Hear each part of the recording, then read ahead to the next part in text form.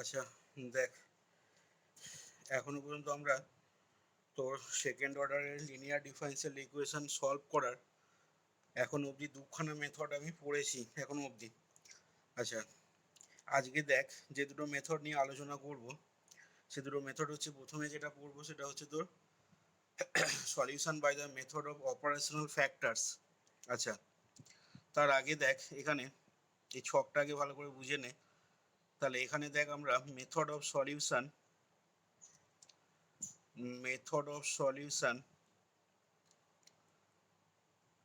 of a second order linear differential equation.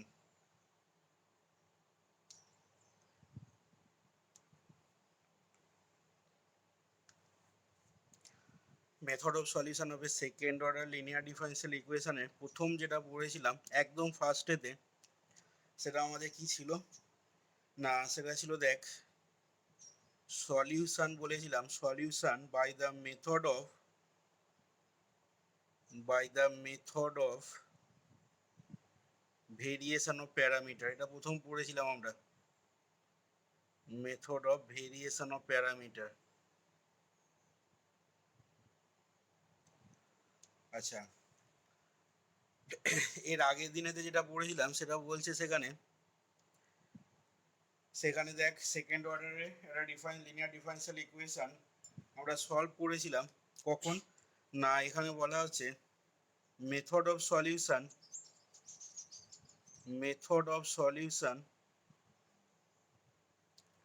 Of A second order linear differential equation when one of its integral present in the complementary function is known.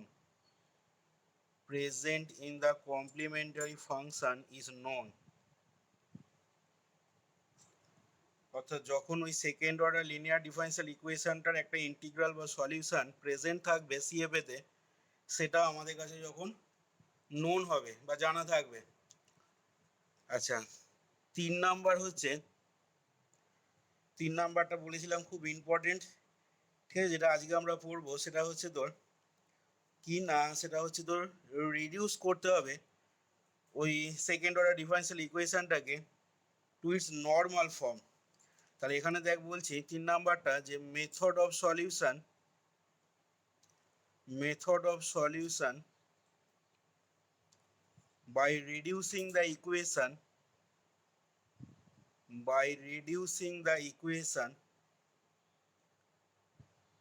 to its normal form.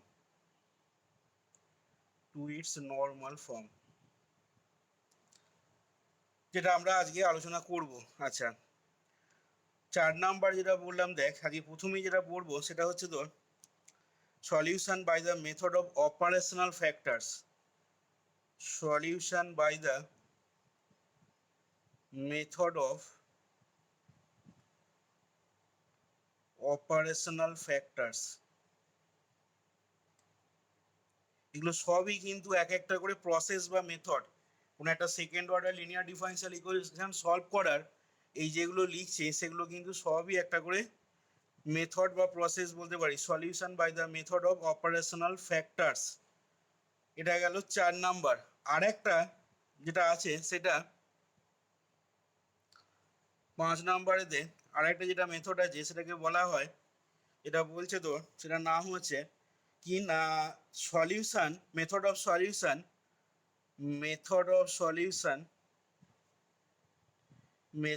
Solution by changing the, এটা এতটা important নয় এই মেথডটা আর কি, method of solution by changing the independent variable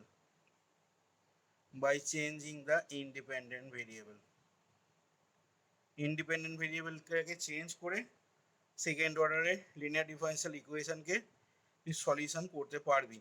এই total পাঁচটা process আমাদের এইখানেতে আছে, ঠিক আছে।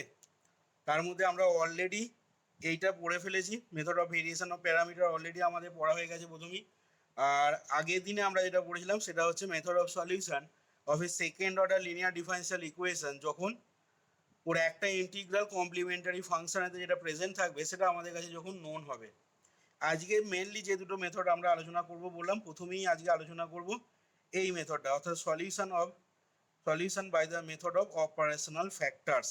আচ্ছা, আর আলোচনা করব এইটা, reducing method of solution by reducing the equation to its normal form. আচ্ছা, এইটা এবার কি বলছে একটু দেখে নেওয়া যাক। তাহলে এখানে আমি এবার হেডিং দিচ্ছি, দেখ যে মেথড অফ অপারেশনাল ফ্যাক্টরস বলতে কি বোঝাচ্ছে, মেথড অফ অপারেশনাল ফ্যাক্টরস। আচ্ছা, মেথড অফ অপারেশনাল ফ্যাক্টরস, ভালো করে একটু শুনবি মন দিয়ে। এখানে দেখ আমরা একটা সেকেন্ড অর্ডারে লিনিয়ার ডিফারেনশিয়াল ইকুয়েশন আমরা ওই আগের দিনের মতনই কনসিডার করছি। দেখ, let us consider a second order differential equation,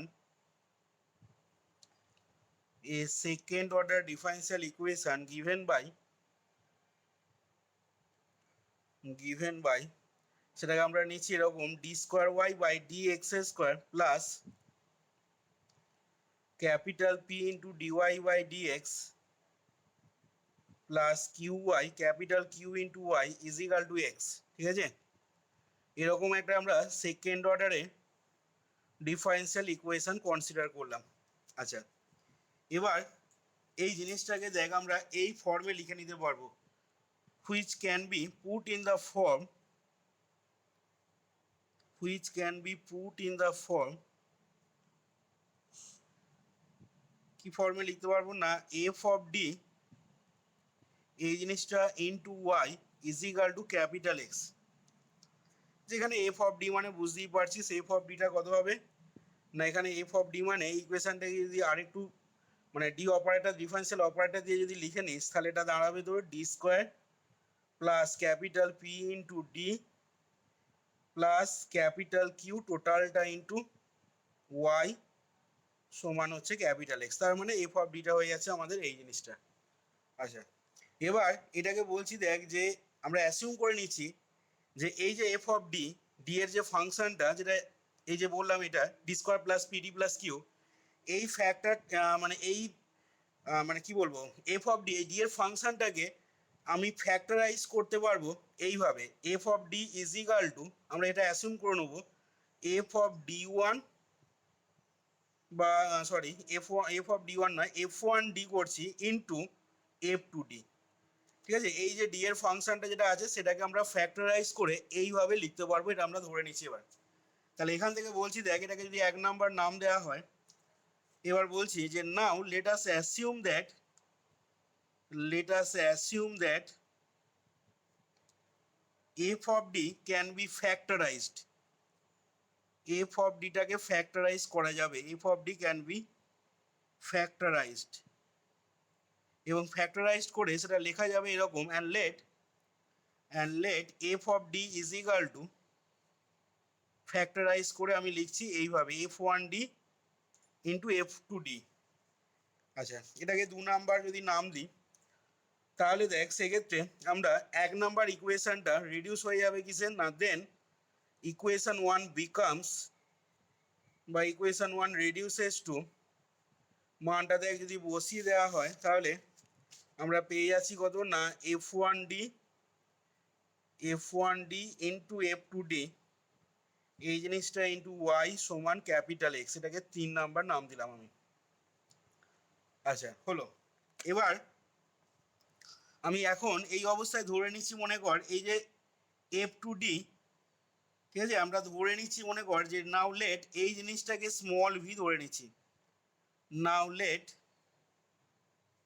F two D of Y এই জিনিসটা সমান স্মল ভি সে। তাহলে দেখ সেক্ষেত্রে এই 3 নাম্বার ইকুয়েশনটা দেন ইকুয়েশন থ্রি বিকামস, ইকুয়েশন থ্রিটা যেটা আসবে দেখ ইকুয়েশন 3 বিকামস কি আসছে না, এর জায়গায় আমি ভি বসিয়ে নেবো, তাহলে F1D অফ ভি সমান ডান দিকে যেমন আছে ক্যাপিটাল এক্স, এটাকে আমি 4 নাম্বার নাম দিলাম। তাহলে এখন দেখ এই অবস্থায় আমরা এই যে 4 নাম্বার সমীকরণটা পেলাম, এটা এই সমীকরণটা কি আসবে বল দেখি। এই অবস্থায় এই 4 নাম্বার সমীকরণটা কি ধরনের ইকুয়েশন হবে বলতে পারবি কেউ? এই 4 নাম্বার সমীকরণটা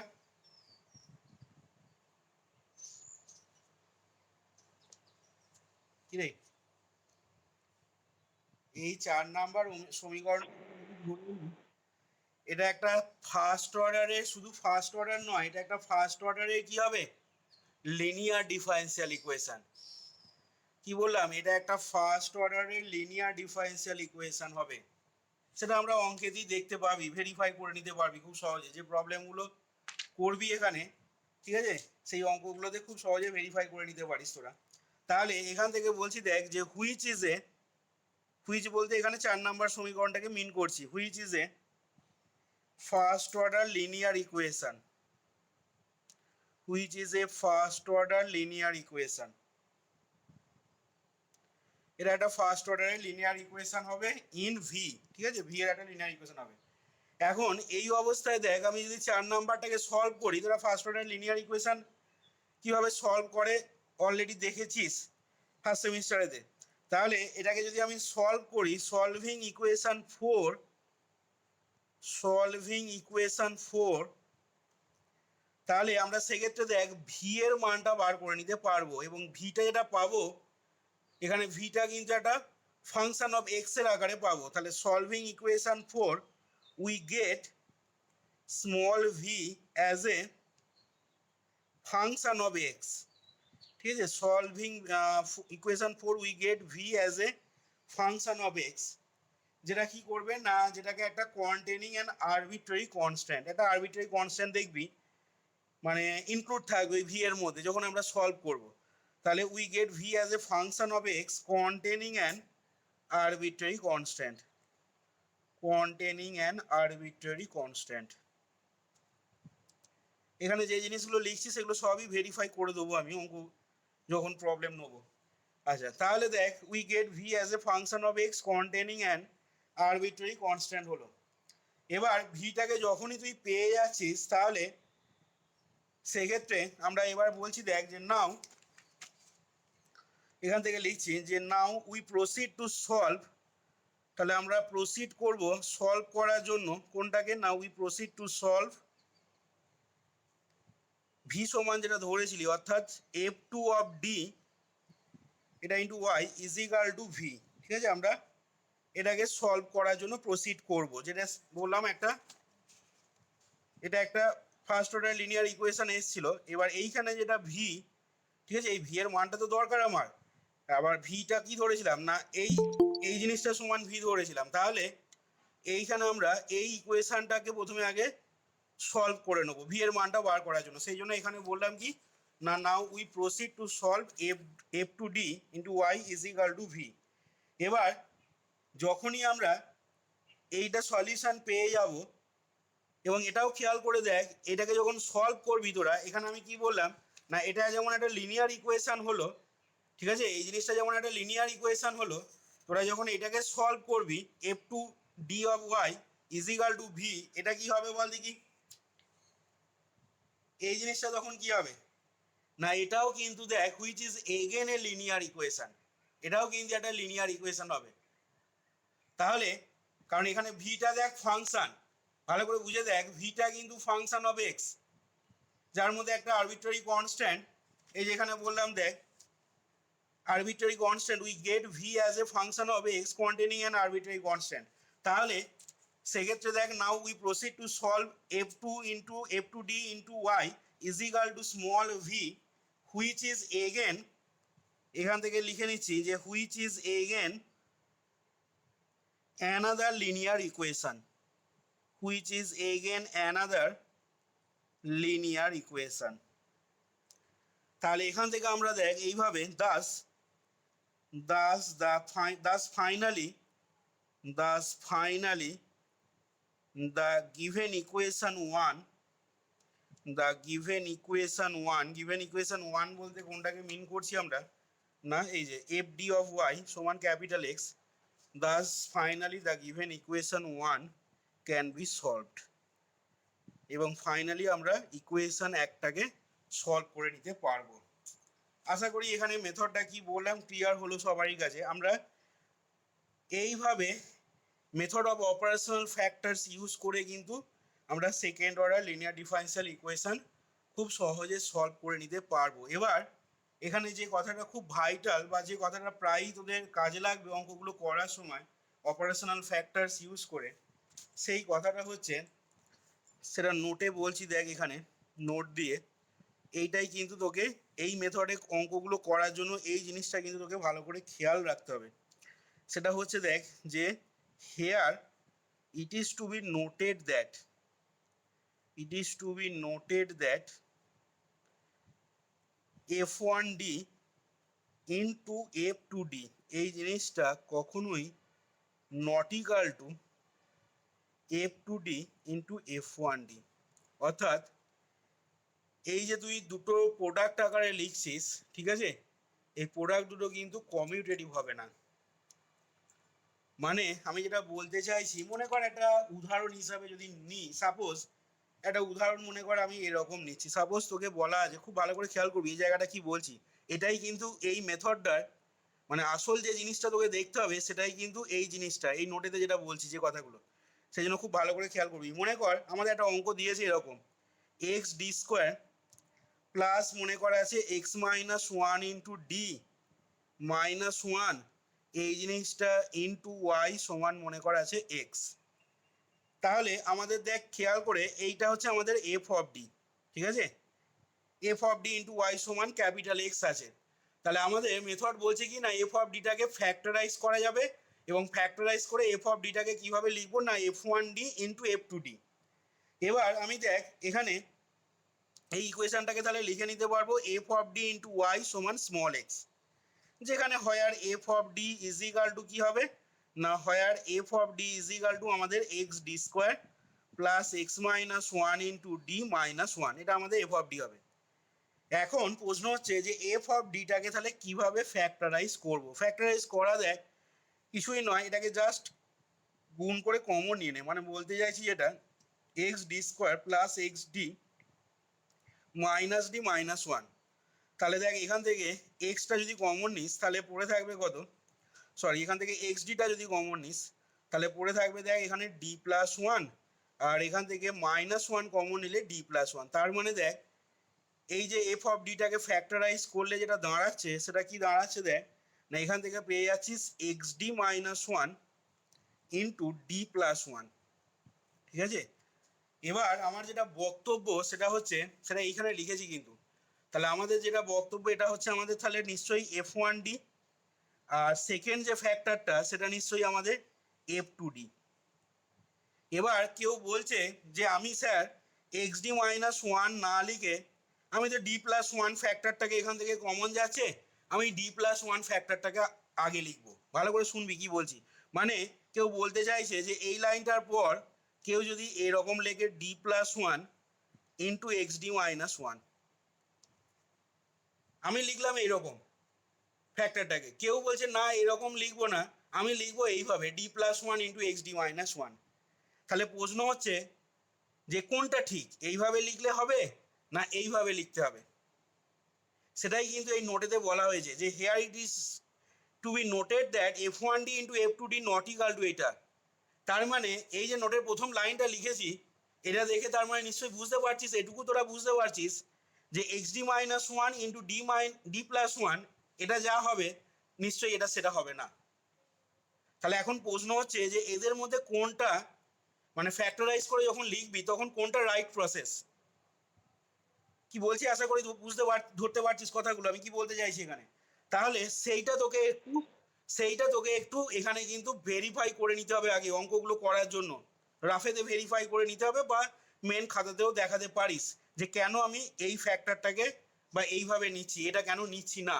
আচ্ছা এবার দেখ কেন এটা নেওয়া যাবে না, ভালো করে খেয়াল কর কি বলছি। এবার এবার বলছি যে here the order of the factors must be of the form এইটার, ঠিক আছে, অর্থাৎ ফ্যাক্টরের যে অর্ডারটা সেই অর্ডারটা আমাকে এই অর্ডারে নিতে হবে, but not in the form এইটা।